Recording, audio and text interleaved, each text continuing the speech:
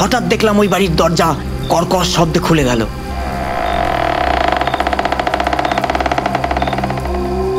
আমরা হুড়মুড়িয়ে ঘরের ভেতর ঢুকে গেলাম, তার কারণ বাইরে প্রচুর বজ্রপাত হচ্ছে।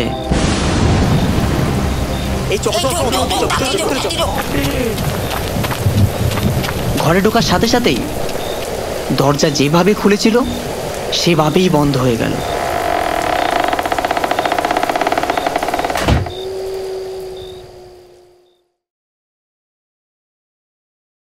নমস্কার, আপনারা শুনছেন রাতের চিতা অডিও স্টোরি, আর আমি আছি আপনাদের সাথে অমিত।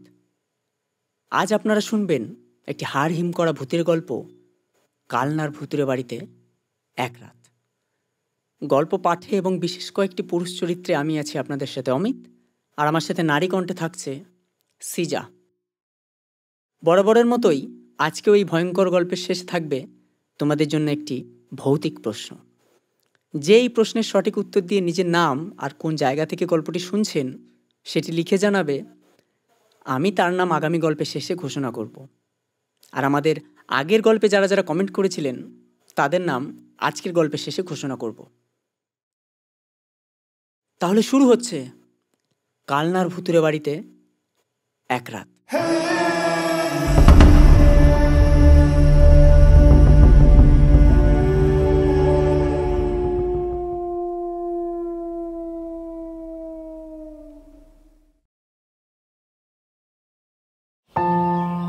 আমার নাম অরিত্র। ইঞ্জিনিয়ারিং শেষ করেছি এই কদিন হলো। আজ আমি আর আমার দুই বন্ধু একটা সত্যি ভৌতিক কাহিনী খুঁজতে বেরিয়েছি। শুনেছি কালনা শহরে এক ভুতুড়ে বাড়ি আছে, যেখানে নাকি কেউ এক রাতও টিকতে পারেনি। সত্যি কি মিথ্যে সেটা জানার জন্যই আজ আমরা ট্রেনে চেপে চলেছি কালনার পথে। আরে অরিত্র, তুই কি সত্যি বিশ্বাস করিস এসব ভূত টুত আছে? অমিত হাসতে হাসতে বলে,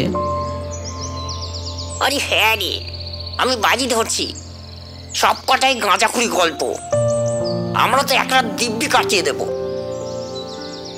আমরা রানাঘাট থেকে 5:36 শিয়ালদা শান্তিপুর লোকালটাই ধরলাম।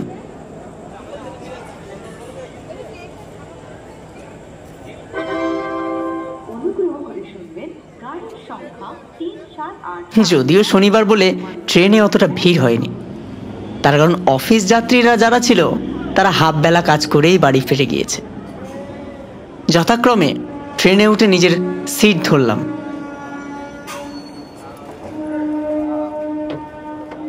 হঠাৎ আমাদের পাশে একজন বৃদ্ধ এসে বসে পড়েন। বৃদ্ধ কাঁপা কাঁপা কণ্ঠে বলে উঠলেন, তোমরা কোথায় যাবে বাবা? আরে কালনা যাব, একটা পুরনো বাড়ির কথা শুনেছি, সেখানেই যাচ্ছি। সঙ্গে সঙ্গে বৃদ্ধ থমকে যান, চোখ বড় বড় করে তাকান আমাদের দিকে। ওই বাড়িতে? না বাবা, যেও না, সেই বাড়ির অভিশাপ আছে। ওখানে কেউ গিয়ে বেঁচে ফিরতে পারেনি। যদি প্রাণ নিয়ে বাঁচতে চাও তবে এখনই ফিরে যাও। আমি চমকে উঠলাম, হঠাৎ বৃদ্ধ এই কথা বলছে কেন? যাই হোক, ওসব কথা কানে না নিয়ে দেখতে দেখতে আমাদের ট্রেন কালীনারায়ণপুর, হবিবপুর, ফুলিয়া এবং বাতনা কীর্তিবাস হয়ে শান্তিপুর স্টেশনে ঢুকল।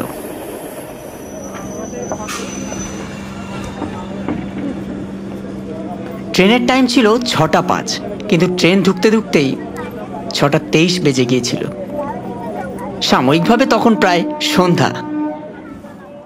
ট্রেন থেকে নামার সঙ্গে সঙ্গে দেখলাম কালনাঘাটে যাওয়ার জন্য অটো, টোটো, বাস সব রকম যানবাহনেরই ব্যবস্থা রয়েছে। আমরা 3 বন্ধু অটোতে চেপে বসলাম। অটো চলতে আরম্ভ করলো। কিছু দূর যাওয়ার পরই অটোওয়ালা আমাদের জিজ্ঞাসা করলো, তোমরা কোথায় যাচ্ছ? আরে কালনা যাচ্ছি, একটা পুরনো বাড়ির কথা শুনেছি, সেখানেই যাচ্ছি। অটোওয়ালা হঠাৎ লুকিং গ্লাস দিয়ে আমাদের মুখগুলো একবার দেখে নিল আর সতর্কবার্তা দিল, কালনার ওই ভুতুড়ে বাড়িতে? কেন, কালনায় যে এত ভালো বড় মন্দির আছে সেখানে যাও না বাপু। খামোকা ভুতুড়ের বাড়িতে যাচ্ছ কি কারণে? প্রাণের ভয় নেই নাকি? আমরা তিনজনা অবাক হয়ে গেলাম। এর আগেও ট্রেনের বিধ্বসী একই কথা বলল। আবার এই অটো চালক পাশ থেকে রাহুল হঠাৎ বলে উঠল, আরে বেশ রোমাঞ্চকর হবে, এত ভাবিস না তো, চ। রাস্তার দুধারে বড় জমি, সারি সারি তাল গাছ, বট গাছ, আর রাস্তার ধারে থাকা ছোট্ট ছোট্ট বাড়িকে অতিক্রম করে আমরা অবশেষে পৌঁছলাম কালনা ঘাট।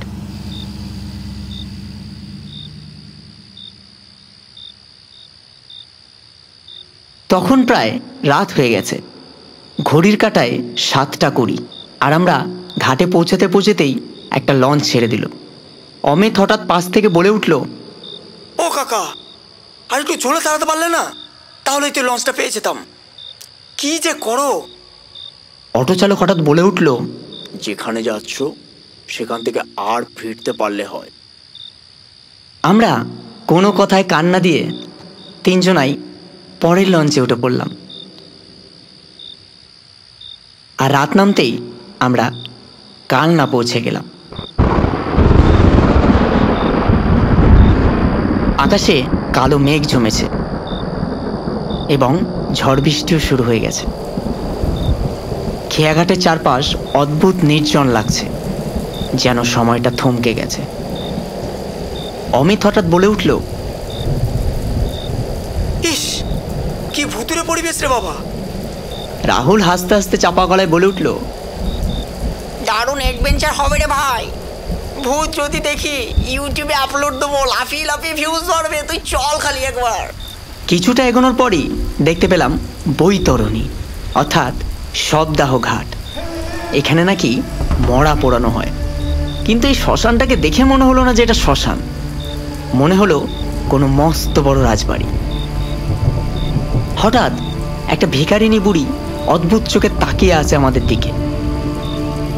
বুড়ি খসখস কণ্ঠে বলে উঠল,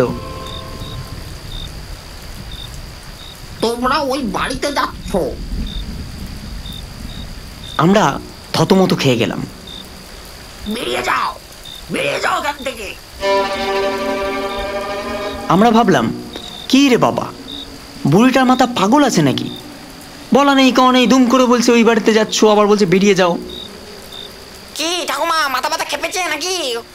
এই বলে আমরা খেয়াঘাট থেকে গরুর গাড়িতে চড়ে আমরা গ্রামে ঢুকলাম।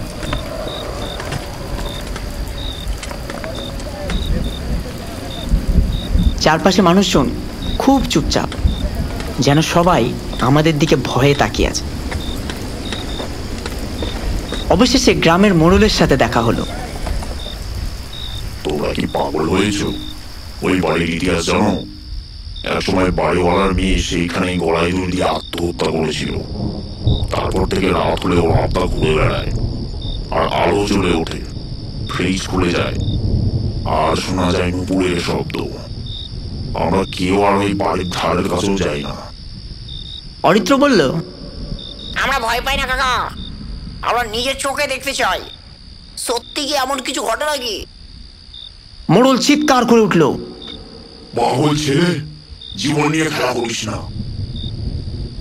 অবশেষে মোড়লকে তোয়াক্কা না করে আমরা পৌঁছে গেলাম সেই ভুতুরে বাড়িটার কাছে।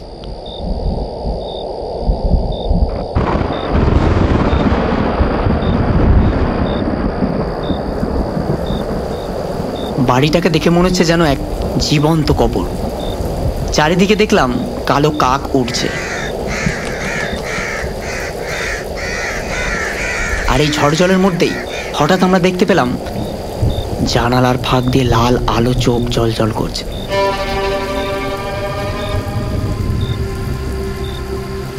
আর পচা গন্ধে পুরো ভারী পরিবেশ।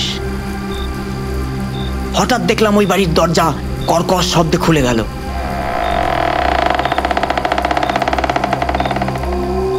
আমরা হুড়মুড়িয়ে ঘরের ভেতর ঢুকে গেলাম, তার কারণ বাইরে প্রচুর বজ্রপাত হচ্ছে।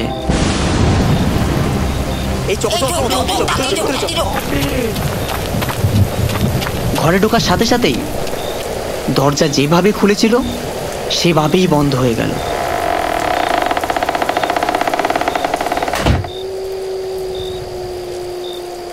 এই দরজা বন্ধ হয়ে গেল তো। কে বন্ধ করলো এটা? কেউ তো নেই, কিন্তু কেন মনে হচ্ছে কেউ আমাদের দেখছে। এ ভাই, তোরা সবাই সতর্ক থাক, আমাদের আসল পরীক্ষা শুরু হয়ে গেছে। আমরা ঘরে ঢুকতেই ভয়ানক এক ঘটনা ঘটতে শুরু করলো। আলমারি হঠাৎ কেঁপে উঠল, ফ্রিজের দরজা নিজে থেকেই খুলে যাচ্ছে। অমিত ভয় পেয়ে বলছে, কি হচ্ছে? কি হচ্ছে এটা? এখানে তো আমরা ছাড়া আর কেউ নেই। হঠাৎ দূর থেকে এক মেয়েলি হাসির শব্দ শোনা যায়।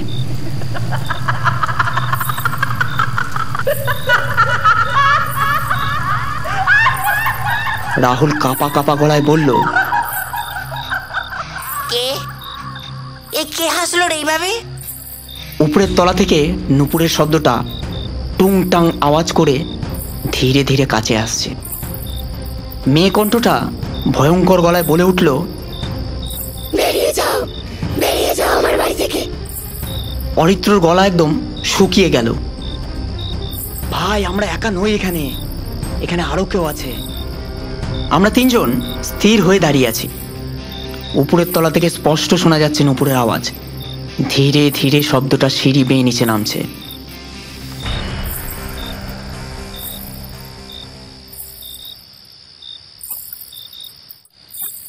কে কে ওখানে? হঠাৎ মেয়েটার ফিসফিসানি আওয়াজ ভেসে আসে অন্ধকার ঘর থেকে। আমি মেঘলা, বেরিয়ে যাও। এ অরিত্র, শুনলি তো? ওর নাম বললো মেঘলা। হঠাৎ আমাদের টর্চ লাইট কেঁপে উঠল। দেওয়ালে লম্বা লম্বা ছায়া দেখা যাচ্ছে, কিন্তু সামনে কেউ নেই। টর্চ কাঁপছে, নুপুরের শব্দটা চারপাশে ঘুরপাক খাচ্ছে।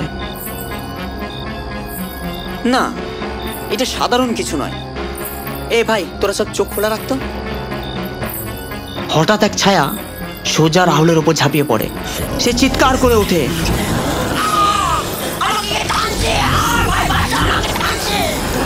ওরে বাবা, এ কেমন শক্তি! আমরা একসাথে দরজার দিকে দৌড়ে গেলাম, কিন্তু দরজার গায়ে ভেসে উঠলো লালচে হাতের ছাপ। আস্তে আস্তে সেটা নড়ছে। মেঘলা ভয়ঙ্কর কণ্ঠে বলে উঠল, আমার রক্ত দিয়ে এই বাড়ি লাগানো হয়েছে, কেউ পালাতে পারবে না, কেউ না। ভাই, দরজা খুলছে না রে, হাতের চাপ বড় হয়ে যাচ্ছে, কি করবো রে? হঠাৎ সব আলো নিভে যায়। ঘর পুরো অন্ধকার। বাইরে ঝড় আরো ভয়ঙ্কর হয়ে উঠল। বিদ্যুতের ঝলকানি ঘরের প্রতিটি কোণ আলোকিত করছে। হঠাৎ জানলা ভেঙে খুলে গেল, যেন কেউ ঠেলে দিল।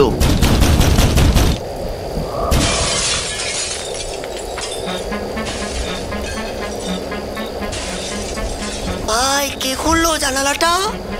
বাইরে তো কেউ নেই। হঠাৎ জানালার ফাঁক দিয়ে ভিজে চুল ঝোলা এক নারীর মুখ দেখা যায়, রক্ত মাখা চোখ। সবাই পিছনে সরে দাঁড়াও। ও ও মেঘলা। আমরা সিঁড়ির দিকে তাকিয়ে থাকতেই হঠাৎ ভেসে এলো এক ভয়ঙ্কর কান্নার আওয়াজ। সেটা যেন সারা বাড়ি কাঁপিয়ে দিচ্ছে।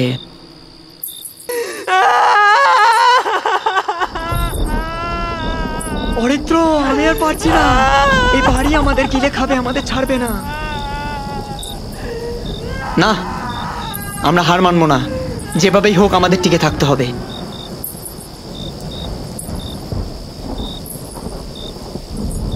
আমরা একটা বড় ঘরে ঢুকলাম। দেওয়ালে অনেক পুরনো ছবি টাঙানো। হঠাৎ একটা ফ্রেম কর্কশ শব্দে পড়ে গেল মেঝেতে। ওরে বাবা রে! দেখ, এ তো সেই মেয়ের ছবি। মেঘলার কণ্ঠ ভেসে এলো ফ্রেমের ভিতর থেকে। আমি মেঘলা, আমার চোখের দিকে তাকিও না। আমি মরতে চাইনি, ওরা আমাকে মেরেছিল, আর এখন তোমাদেরও মরতে হবে। আমরা ছবি দেখতে দেখতে হঠাৎ খেয়াল করলাম রাহুল কোথাও নেই। অমিত চিৎকার করে ওঠে, রাহুল, এ কোথায় গেলি ভাই? রাহুল, এদিকে এদিকে আয়, টর্চের আলো ফেলতে হয় দেওয়ালে।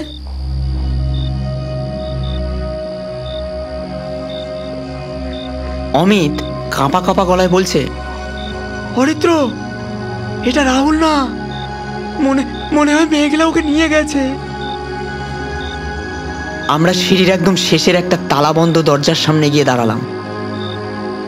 হঠাৎ তালা নিজে থেকেই খুলে গেল। অরিত্র চমকে উঠে বলল, ভাই, ও তো নিজে থেকেই খুললো। আমরা কোনো মতে ঘরের ভেতরে ঢুকলাম। ঘরে ঢুকতেই দেওয়ালে লালচে রক্তে লেখা, আমি মেঘলা, তোমাদের নামও এই দেয়ালে লেখা হবে। এটা আমার বাড়ি, কেউ বাঁচবে না। আরে ভাই, ভৌতিক গল্প তো ঠিকই শুনছো, সাবস্ক্রাইব করলেই বা কার ক্ষতি? নইলে রাতে হঠাৎ ফ্যান বন্ধ হয়ে গেলে কিন্তু আমায় দোষ দিও না। তাই সাবস্ক্রাইব করো এখনই, না করলে তোমার পাশে যে আছে সেই কিন্তু ভূত। দেখো, ভয়ের চেয়ে বেশি ভয়ঙ্কর জিনিসও আছে, সেটা হলো সাবস্ক্রাইব না করা দর্শক। তাই এখনই ক্লিক করো, নইলে ভূতও তোমায় আনসাবস্ক্রাইব করে দেবে। আর তারপরই অচেনা এক নম্বর থেকে তোমার ফোনে কল আসবে, আর ওপাশ থেকে শুধু একটাই কণ্ঠ বলবে, সাবস্ক্রাইব। আমি মেঘলা, তোমাদের নামও এই দেয়ালে লেখা হবে। এটা আমার বাড়ি, কেউ বাঁচবে না। অমিত চিৎকার করে ওঠে, রক্ত, এই যে রক্তে লেখা, রক্ত। আমরা ঘুরতেই অমিত হঠাৎ থমকে গেল। তার পেছনে দাঁড়িয়ে আছে সাদা শাড়ি পরা ভিজে চুলের মেয়েটা। অমিত কাঁপা গলায় বলল, কে কে ওখানে? হঠাৎ ভয়ঙ্কর উচ্চস্বরে মেয়েলি হাসি শোনা যায়। পুরো ঘর কেঁপে ওঠে।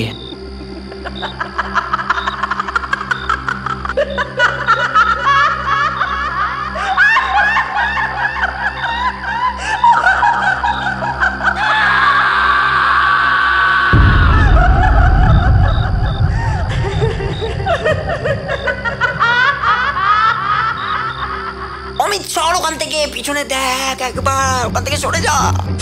হঠাৎ দেখে আমার গলা চেপে ধরলো অদৃশ্য এক হাত। আমি শ্বাস নিতে পারছি না।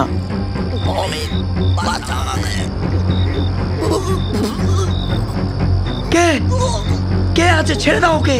অমিত, বাঁচা। আমি আর পারছি না, মেঘলা ভয়ঙ্কর কণ্ঠে বলে উঠল, পালাতে চাইছো? এ আমার বাড়ি, তোমরা মরবে।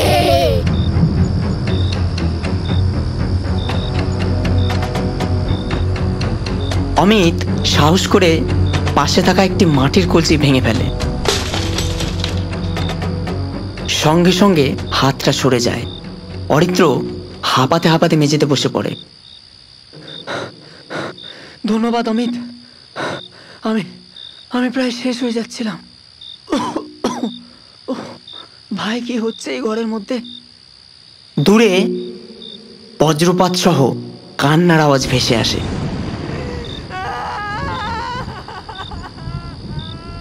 আমরা একটা অন্ধকার ঘরে ঢুকলাম। দেওয়ালের কোণে একটা বড় পুরনো আয়না রাখা রয়েছে। অদ্ভুত ঠান্ডা হাওয়া বেরোচ্ছে সেদিক থেকে।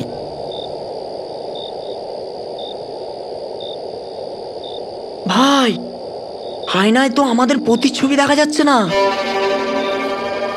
অরিত্র কাঁপা কাঁপা গলায় বলে উঠল, কিন্তু ওই যে দাঁড়িয়ে আছে একটা মেয়ে। আয়নায় মেঘলার ভয়ঙ্কর রূপ।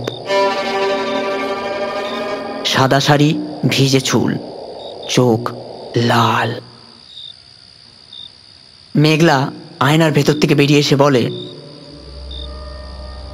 আমার বাড়িতে এক রাত কাটাবি বলে এসেছিস, তাই না? তোরা কেউ বাঁচবি না, সবাই মরবি। আমরা ভয়ে দৌড়ে চলে গেলাম রান্নাঘরের দিকে। রান্নাঘরে ঢুকতেই পুরনো ফ্রিজ হঠাৎ নিজে থেকেই খুলে গেল। ওর ভেতর কি আছে? অরিত্র ধীরে ধীরে কাছে গেল। ও বাবা, এটা তো একটা নূপুর। মেঘলা ফিসফিস করে হঠাৎ বলে উঠল, এই নুপুর পরে আমিও হাঁটতাম, এখন আমার সাথে তোমরাও হাঁটবে চিরকাল। হঠাৎ পিছনে তাকিয়ে দেখি রাহুল আর নেই।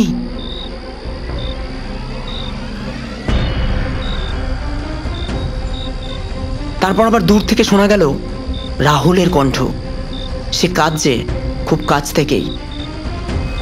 ভাই ভাই বাঁচাও আমাকে, তাড়াতাড়ি বাঁচাও, আমায় মেরে দেবে। অমিত চিৎকার করে। রাহুল, তুই কোথায় ভাই? হঠাৎ দেখি পায়ের শব্দ, কেউ দৌড়ে পালাচ্ছে।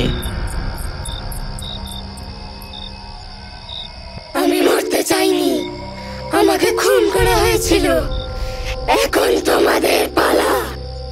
না, আমরা ওকে ফেরাবো, ওকে তোমার হাতে ছাড়বো না মেঘলা। ঘরের দেওয়ালগুলো হঠাৎ কাঁপতে শুরু করলো। হঠাৎ অদৃশ্য হাত বেরিয়ে এলো দেওয়াল থেকে।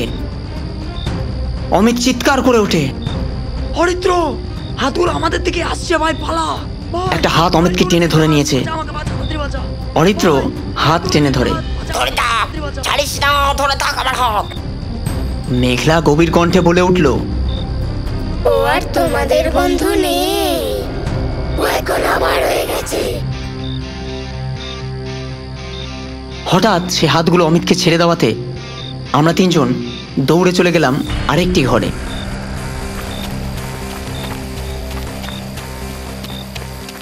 সেখানে একটা ভাঙা আলমারিতে পুরনো ডায়েরি পেলাম। পাতাগুলো রক্তের দাগ পড়া। অরিত্র ডায়েরিটা পড়ছে। আমার নাম মেঘলা, আমার বাবার বন্ধু আমাকে বিয়ে করতে চাইতো, আমি অস্বীকার করেছিলাম, তাই আমাকে মেরে ঝুলিয়ে দিল আর গ্রামে রটিয়ে দিল আমি নাকি আত্মহত্যা করেছি। মানে ওকে খুন করা হয়েছিল? কিন্তু ও পালিয়ে বেঁচে গেল, আর তার বংশধরেরা আজও আছে। যতদিন তারা শেষ হবে না, ততদিন আমার আত্মা শান্তি পাবে না। হঠাৎ চারপাশে ভয়ঙ্কর কান্না আর হাসির মিশ্র শব্দ ভেসে উঠতে লাগলো।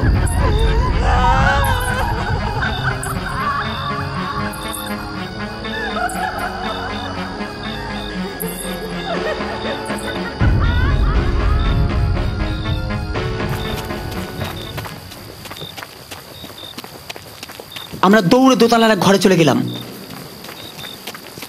তারপর ডায়েরিটা আবার খুলতেই অজস্র চামচিকি বাতাসে ভাসতে আরম্ভ করলো। ডায়েরির ভেতরে একটা নাম লেখা ছিল, মেঘলার খুনির নাম। অরিত্র পড়ছে। রাঘব চৌধুরী, পাশের গ্রামে জমিদারের ছেলে, ওই মেঘলাকে মেরেছিল। অমিত হঠাৎ অবাক হয়ে বলল, মানে মেঘলাকে রাঘব মেরেছিল? মেঘলা রাগে ফেটে পড়ে। আমি প্রতিশোধ চাই, যতদিন না আমার খুনি শাস্তি পায় ততদিন কেউ এই বাড়ি ছেড়ে বসতে পারবে না।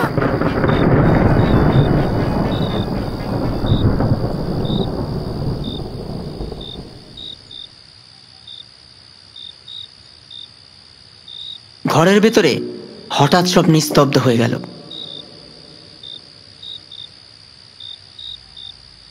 রাহুল অর্ধেক ভূতের কণ্ঠে বলে উঠছে, পালাও পালা ভাই পালা, নাহলে তোরাও বাঁচবি না।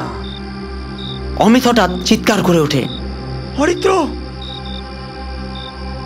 কিন্তু বেরোনোর রাস্তা নেই তো। অরিত্র শক্ত গলায় বলল, মেঘলা, তোমার অভিশাপের শাস্তি আমরা নই, তোমার খুনি যে, তার বিচার হওয়া উচিত। আমাদের ছেড়ে দাও মেঘলা। মেঘলার রূপ হঠাৎ অরিত্রর সামনে চলে এলো। চোখ জ্বলছে, মুখ থেকে রক্ত ঝরছে, ভয়ঙ্কর হাসি। মেঘলা বলে উঠল, কেউ এই বাড়ি থেকে বেরোতে পারবে না, তোমাদের আত্মা আমার চাই।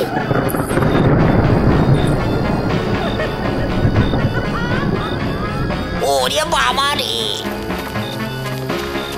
আমরা দৌড়ে উপরে আর একটা ঘরে চলে গেলাম। কোনো মতে রাহুলকে মেঘলার হাত থেকে বাঁচিয়ে নিয়ে এলাম। তারপর চারিদিক পুরো নিস্তব্ধ হয়ে গেল।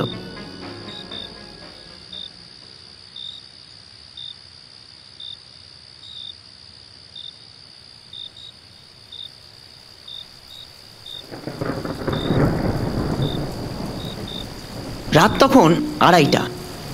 বাড়ির বাইরে প্রচণ্ড ঝড় বৃষ্টি হচ্ছে। হঠাৎ জানালার কাছেই ছিটকে পড়ল লালচে দাগ। দেখেছিস তো অমিত, জানালার পাশে রক্ত লেগে আছে। অমিত কাঁপা কাঁপা গলায় বলল, কই, কেউ তো নেই বাইরে, তাহলে রক্ত এলো কোথা থেকে? হঠাৎ জানালার ওপাশ থেকে দেখা গেল মেঘলার মুখ, চোখ দুটো লাল, ঠোঁটের কোণে হাসি।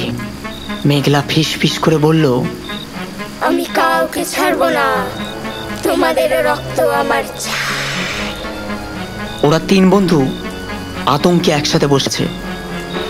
তখনই হঠাৎ সিঁড়ি বেয়ে নূপুরের আওয়াজ নামতে শুরু করলো।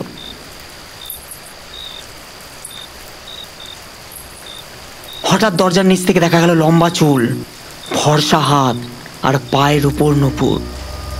হঠাৎ 3 জন ভয় ঢুকে পড়লো আবার সেই আয়না রাখা ঘরে। অরিত্র ফিস ফিস করে বলছে, ভাই, আয়নায় দেখ তো, আয়নায় প্রতিফলিত হচ্ছে। আয়নায় প্রতিফলিত হচ্ছে না অরিত্রের মুখ, বরং দেখা যাচ্ছে মেঘলা ফাঁসির দড়ি গলায় দিয়ে ঝুলছে।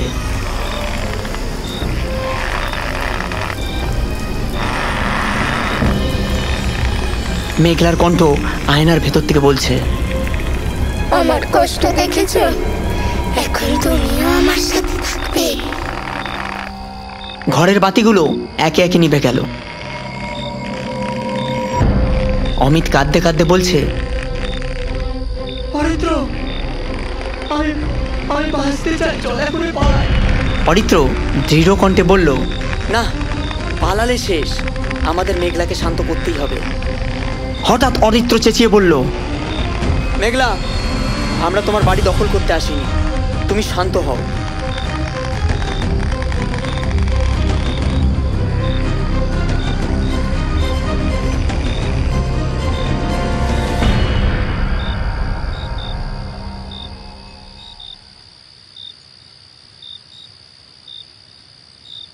ঝড়ের শব্দ থেমে গিয়ে অদ্ভুত এক নিস্তব্ধতা। এক মুহূর্তের জন্য মনে হলেও মেঘলা থমকে গেছে। কিন্তু হঠাৎ পিছন থেকে কানে ফিস ফিস ভেসে উঠল, এখনো সময় আছে, বেরিয়ে যা আমার বাড়ি থেকে, বেরিয়ে যা।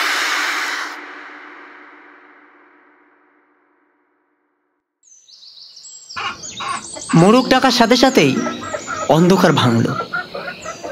সূর্যের আলো জানলা দিয়ে ঢুকতেই সবকিছু হঠাৎ নিস্তব্ধ হয়ে গেল। অরিত্র, অমিত আর রাহুল প্রাণ হাতে করে বাড়ি থেকে বেরিয়ে ছুট দিল নিজের বাড়ির দিকে। আর পেছন ফিরে দেখল জানালার ফাঁক দিয়ে মেঘলার চোখ জ্বলজ্বল করছে।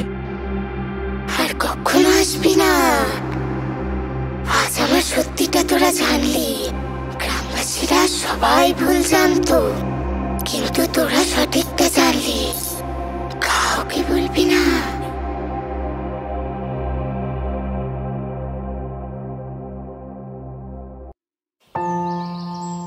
শেষ হলো কালনার ভূতের বাড়িতে এক রাত।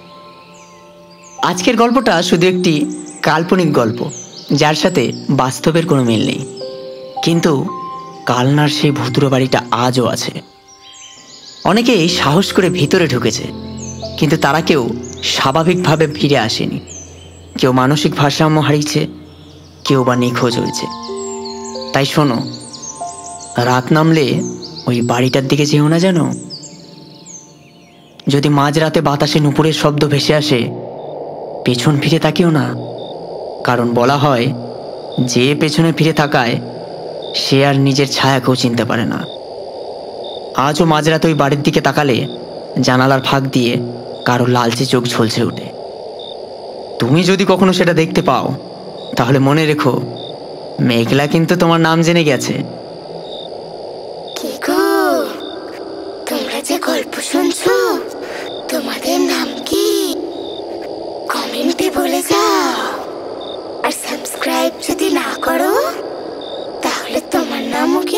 দেওয়ালে লিখে দেব। আহা কি আনন্দ আকাশে বাতাসে। সাবস্ক্রাইব।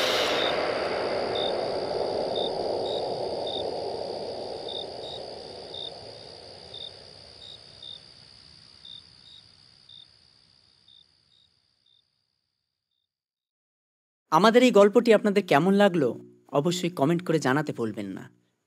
আর আমি গল্পের শুরুতেই বলেছিলাম, আজকের এই ভয়ঙ্কর গল্পের শেষে থাকবে তোমাদের জন্য একটি ভৌতিক প্রশ্ন। যে এই প্রশ্নের সঠিক উত্তর দিয়ে নিজের নাম আর কোন জায়গা থেকে গল্পটি শুনছেন সেটি লিখে জানাবেন, আমি তার নাম আগামী গল্পের শেষে ঘোষণা করব। তাই যারা সত্যি গল্পটা মন দিয়ে শুনেছে শুধু তারাই উত্তর দিতে পারবে, এবং কে সত্যি শুনলেন আর কে ভয় পেয়েছে তা বুঝবো এই প্রশ্নের উত্তরেই। আজকের প্রশ্ন হলো, মেঘলাকে যে হত্যা করেছিল সেই খুনির নাম কি?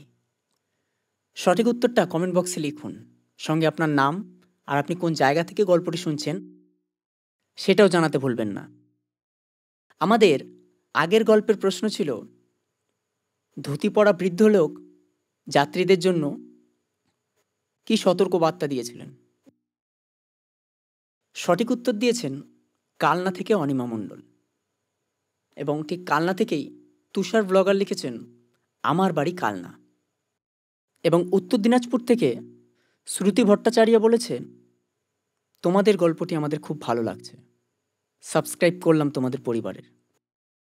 হুগলি থেকে সাথী, চন্দননগর থেকে মৌসুমী এবং গুপ্তিপাড়া থেকে সজল, এই কজন আমাদের ইউটিউবের কমেন্ট বক্সে কমেন্ট করেছেন। যাই হোক, অসংখ্য ধন্যবাদ আপনাদের আমাদের গল্পটি মন দিয়ে শোনার জন্য। তাহলে দেখা হচ্ছে আবার কোনো এক ভৌতিক গল্পে। ততক্ষণ ভালো থাকুন, সুস্থ থাকুন এবং নিজের খেয়াল রাখুন।